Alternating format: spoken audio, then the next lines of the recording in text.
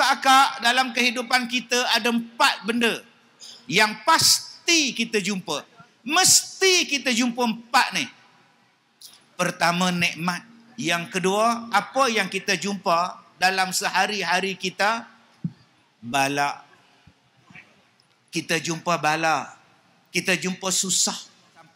Yang ketiga, hadap dengan redha. Apa jua benda yang datang pada tuan-tuan. Hadap dengan redha. Tuan-tuan yang saya hormati, baru ni saya sakit. Tak sihat. Dan ramai yang ubat saya, doktor. Ada lebih kurang 600 orang yang beratur untuk ubat saya. Doktor saja 15 orang, termasuk daripada India. Dari negara India ada 12 orang, tapi saya tak terima lagi. Dari Arab Saudi ada 2 orang. Tapi doktor di Malaysia ada 15 orang yang ambil kes saya. Dan untuk perawat pengamal perubatan tradisional, ada hampir 600 yang bagi nama. Baik, jadi bila sebut tentang ujian dan sejahtera, berapa ramai orang yang nak sejahtera? Ramai semua orang nak sejahtera, tapi bukan semua dapat. Ramai nak kebahagiaan, tapi tak dapat. Ada orang yang nak pergi masjid, sebab nak dapat boleh ibadat dalam masjid. Turun daripada tangga masjid, jatuh tangga, patah kaki. 3 bulan tuan-tuan di rumah. Ada orang yang pergi masjid nak semayang subuh. Balik daripada semayang subuh, dia langgar dia orang mabuk. Jalan tuan-tuan, innalillah. Maka datang pada ahli keluarga dia. Kalau suami saya tak ke masjid, tak ada, dia meninggal. Nampak? Bila kita ziarah dia di hospital, kaki dia patah. Macam mana kau boleh patah, Haji? Kaki kau jatuh macam mana? Aku pergi masjid. Licin. Kalau aku tak pergi hari itu pun, okey kaki aku. Nampak tak tuan-tuan? Ujian akan sampai. Sebab dunia adalah tempat ujian. وَلَنَبْلُوَنَّكُمْ بِشَيْءٍ مِّنَ الْخَوْفِ وَالْجُوعِ وَنَقْصٍ مِّنَ الْأَمْوَالِ وَالْأَنفُسِ وَالثَّمَرَاتِ وَبَشِّرِ الصَّابِرِينَ. Kita akan diuji dengan ketakutan, diuji dengan kelaparan, diuji dengan kematian, diuji dengan harta yang tidak ada, diuji dengan buah-buahan yang tak ada. Allah kata sabar, dan orang yang sabar itulah orang yang sejahtera. Akak-akak, dalam kehidupan kita ada 4 benda yang pasti kita jumpa. Mesti kita jumpa 4 ni. Pertama, nikmat. Pertama, kita akan dapat nikmat. Hari ni alhamdulillah kita dapat nikmat hidup. Kita dapat nikmat makan. Kita dapat nikmat hari ni cabutan bertuah, kipas angin kita dapat. Kita dapat nikmat hari ni boleh semayang. Kita dapat nikmat hari ni tuan-tuan, boleh jumpa anak, boleh jumpa isteri, jumpa suami, jumpa mak bapak. Nikmat. Yang kedua, apa yang kita jumpa dalam sehari-hari kita? Bala. Kita jumpa bala. Kita jumpa susah. Kita jumpa kesakitan. Kita jumpa benda yang kita tak nak, kita akan dapat. Yang ketiga, apa yang kita jumpa? Ibadat. Dalam sehari kita akan jumpa ibadat. Jumpa semayang, besok sunat puasa, lusa sunat puasa, kita jumpa ibadat. Dan yang keempat, apa yang kita jumpa sehari-harian? Yang kita jumpa sehari-harian ialah maksiat. Ni berapa ramai tuan-tuan yang datang ni tapi maksiat. Maksiat apa? Maksiat mulut, lidah. Dia duduk atas tu, atas kursi, datang orang sebelah dia. Ya Allah, datang juga biawak ni. Dia panggil biawak dekat orang sebelah tu tuan-tuan, sebab dia tak kenal dengan orang sebelah tu. Nampak? Tu belum masuk ngumpat lagi. Ustaz Kazim tu dalam TV nampak putih, betul-betul hitam. Dah ngumpat tuan-tuan. Okey, bila kita jumpa 4 benda ini, apa yang kita nak buat supaya kita sejahtera? Yang pertama, kalau kita dapat nikmat, kita syukur. An ashkura ni'mataka allati. Ya Allah, jadikanlah aku ni, auzi'ni an ashkura ni'mataka allati alayya. Kita jadi hamba Allah yang bersyukur Alhamdulillah, aku dapat nikmat. Alhamdulillah. Kita akan dapat kesejahteraan. Walaupun yang kita makan itu hanyalah nasi, berlaukkan telur yang sepapan Dr. Zamri edarkan tadi. Dia akan rasa seronok dengan nikmat itu. Sebab ada orang lain yang tak dapat makan, tuan-tuan. Yang kedua, bila kita dapat musibah, apa yang kita kena buat? Sabar. Sabar. Ni tuan-tuan duduk atas kursi plastik ni. Berapa ramai yang duduk tiba-tiba kaki dia patah. Kaki kursi tu gedebuk jatuh. Allah, sakitnya. Sabar. Yang ketiga, ni kami duduk atas pentas ni pun belum tentu selamat, tuan-tuan tahu. Saya pernah ceramah di satu sekolah, runtuh pentas ni.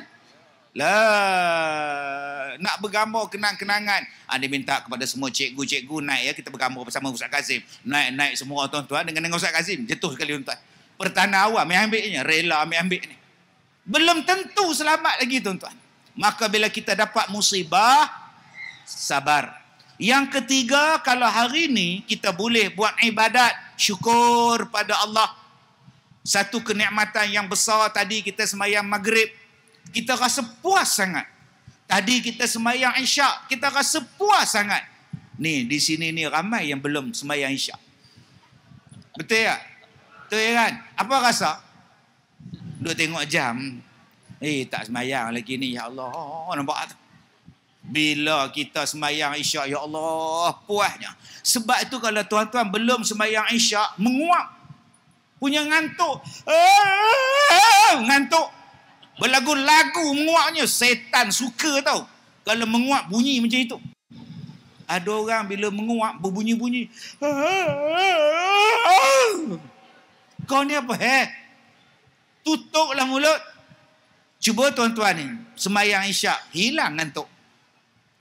Cuba tuan-tuan tengok orang yang dengar khutbah. Mengantuk gila tuan. Tambah hak tu imam tu pula. Islam mengajar kita supaya nampak di bawah tu. Lepas sembahyang Jumaat tak ada siapa nguap. Cuba cek tuan-tuan. Mana makcik nak cek ustaz? Makcik tak pernah sembahyang Jumaat tuan-tuan. Yang keempat, kalau kita buat maksiat, taubat. Jadi akak-akak, kita kalau nak mengharapkan kesempurnaan, bukan di sini, di syurga. Nak harap isteri kita tu bidadari, bukan di syurga, abang oi. Tapi Allah Ta'ala bagi kepada kita seorang isteri, syukur. Sebab ada orang yang tak kisah dengan bidadari. Dan hadir bidadari, tak kuhiraukan lagi, kerana kau lebih ku kasihi. Hazura. Tak mana faham? Tak faham sudah hentak ni. Dia kata bidadari datang, dia tak heran. Tuan-tuan tahu tak? Sejahtera tu pasal apa rasa? Sebab tuan-tuan tak nampak. Saya jumpa dengan satu pelajar universiti yang sesat dalam hutan 21 hari. Duduk dalam hutan sesat 21 hari. Bayangkan tuan-tuan, dalam hutan ular, rimau, ular tudung sela, babi. Babi ni dia tak boleh sebut lembut. Babi tak mau. Babi. Tapi dia tak rasa apa-apa tuan-tuan. Dia tak rasa apa-apa. Sebab apa? Mata dia pecah. Spek mata dia pecah. Dia jatuh, spek mata dia pecah, dia rabun. Lalu dia tak nampak. Bila dia tak nampak, kalau ular lalu, dia rasa apa? Tak rasa apa, pasal dia tak nampak. Rimau lalu pun dia tak tahu apa dia. Dia tak tahu. Babi lalu pun tak apa. Sebab apa? Dia tak nampak. Nampak tak? Di sebalik susah dia, Allah bagi satu benda menyelesaikan masalah dia. Bila dia rabun, dia tak nampak, akhirnya dia tak takut. Sebab itu akak-akak, kalau akak-akak tak nampak di rumah, akak-akak takkan takut dengan hantu. Selesai masalah. Tak nampak, nak takut apa? Tuan-tuan nampak tak? Abang dengan anak dia 2 orang tu, langsung sejahtera, tak takut. Sebab dia tak nampak kipas atas kepala dia. Hak mana faham? Tak faham sudah. Kalaulah dia nampak kipas tu, dia akan bertukar ke tempat lain. Allah, itulah dunia. Nak bagi tahu apa pada tuan-tuan? Kalau kita ada masalah di dunia, kita akan ada jalan penyelesaian. Akak-akak ada masalah apa? Akak mengharapkan suami akak, ustaz, bimbing akak ke syurga. Waktu kita orang kahwin, kita buat macam ni tau. Buatlah. Oh, 2 bulan je bahagia ustaz. Lepas tu tampaknya saya ustaz. 5 tahun akak ustaz, dia tampar akak. Nampak tak? Saya kata kalau macam tu akak pergi pejabat agama, minta cerai. Jangan sebut cerai ustaz. Akak tak nak bercerai. Kalau begitu akak sabarlah dapat suami. Kau dah tak sabar ustaz. Kalau gitu akak cerai ustaz. Kak cerai, pergi pejabat agama, filekan cerai. Kakak tak nak bercerai ustaz. Kalau gitu kak sabar. Akak dah tak sabar. Sehari aku yang tak sabar sekali lagi kot. Orang kata ini, hang ni kata ini. Akan ada jalan penyelesaian. Salah satu jalan penyelesaian dia ialah cerai. Jangan benci dengan cerai. Cerai menyelesaikan banyak masalah. Sebab itu orang yang bercerai, mahkamah kata awak bercerai, dia keluar mahkamah, ya, merdeka tanggal 31. Cuba tanya akak-akak tu. Terkejut beruk jaga mahkamah syariah tu. Baru 6 hari bulan, bila masa 31 Ogos pula kata dia. Sebab dia menyelesaikan masalah. Kalau tuan-tuan ada masalah, jalan penyelesaian mesti ada. Ini dunia. Carilah jalan penyelesaian itu. Salah satunya ialah sabar. InsyaAllah, habis cerai akak, kahwin lain. Selesai. Kalau boleh cari yang tak ada tangan. Senang. Akak dah kahwin baru? Sudah, alhamdulillah lah yang baru ni bagus. Tak pernah tampar saya ustaz. Oh bagus. Dia dua belah tangan tak ada. Oh. Kemana tangan dia pergi? Dia tebu. Masuk mesin tebu tu. Sekarang alhamdulillah lah. Dia nak tampar-tampar. Kata dia marah je. Kau ketampar kan? Tangan pun tak ada. Sibuk kata dia. Allah Ta'ala ni maha bijak. Tapi kalau akak-akak dah mati, tak habis masalah. Duduk dalam kubur, masalah tak habis. Sebab tu sebelum mati, taubat. Buat yang terbaik. Allah Ta'ala bagi kita susah supaya kita dekat dengan dia. Sebab tu Allah bagi sakit. Allah bagi kita sakit sebab kita sebut nama Allah banyak. Cuba tengok orang sakit. Dia sebut apa? Allah. Nak bangun. Allah. Nampak tu? Mana dia ada sebut? Kazim. Jarang tuan-tuan. Nak duduk pun. Allah. Duduk pelan-pelan bang. Pelan-pelan. Allah. Nampak tu? Tambah tuan-tuan kalau nak makan ubat, siap bismillah. Bang, bismillah bang, selawat bang. Allahumma salli Allah. Nampak tu? Waktu sihat ada dia sebut Allah. Dia sebut tiara. Yang tu banyak dia sebut tiara dah. Sakit, alhamdulillah. Saya nak rasa sejahtera dengan sakit tu apa? Nombor 1, saya banyak dosa. Bila saya sakit, saya anggap Allah menghapuskan dosa saya. FBI ni dia tak tidur 5 bulan. 5 bulan tak tidur. Saya kata dekat dia, saya 15 tahun. Saya 15 tahun. Semalam saya di Kuala Selangor. Saya tak tidur sampai sekarang, tuan. Daripada semalam sampai sekarang ni dah 24 jam tak tidur. Memang tak tidur. So, apa masalah? Orang putih kata, so what? Mana bell tadi? So what? Tak ada apa, tak tidur. So what? Saya enjoy dengan tak tidur tu. Saya buka YouTube, buka TV kat YouTube, saya baca Quran dengan qori yang baca tu.